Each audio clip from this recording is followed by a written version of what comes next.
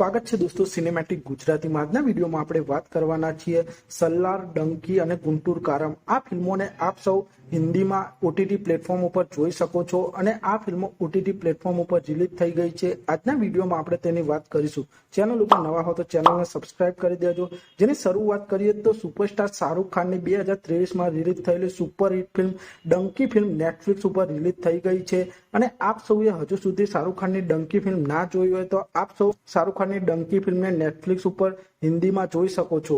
તે પછી ડંકી ફિલ્મની સાથે 2023માં ક્લેશ થયેલી રેબલ સ્ટાર પ્રભાસની સલ્લાર ફિલ્મ પણ હવે હિન્દીમાં રિલીઝ થવા જઈ રહી છે। રેબલ સ્ટાર પ્રભાસની સલ્લાર ફિલ્મ આપ સૌને ડિઝની પ્લસ હોટસ્ટાર ઉપર 16મી ફેબ્રુઆરી 2024ના રોજથી આપ સૌને સલ્લાર ફિલ્મ હિન્દીમાં જોવા મળી જશે। તે પછી આગલી ફિલ્મની વાત કરીએ તો સુપરસ્ટાર મહેશ બાબુની 2024માં રિલીઝ થયેલી તેલુગુ ફિલ્મ ગુંટુર કારમ। આ ફિલ્મને પણ આપ સૌ હિન્દીમાં જોઈ શકો છો। મહેશ બાબુની ગુંટુર કારમ ફિલ્મ નેટફ્લિક્સ ઉપર હિન્દીમાં રિલીઝ થઈ ગઈ છે અને આપ સૌ મહેશ બાબુની ગુંટુર કારમ ફિલ્મને નેટફ્લિક્સ ઉપર હિન્દીમાં જોઈ શકો છો। આમ આ ત્રણ ફિલ્મો ઓટીટી પ્લેટફોર્મ ઉપર રિલીઝ થઈ ગઈ છે અને આ ફિલ્મોને આપ સૌ ઓટીટી પ્લેટફોર્મ ઉપર જોઈ શકો છો। અને આપ સૌને આ વિડીયો ગમ્યો હોય તો ચેનલને સબસ્ક્રાઇબ કરી દેજો, વિડીયોને લાઇક કરી દેજો અને જોતા રહો સિનેમેટિક ગુજરાત।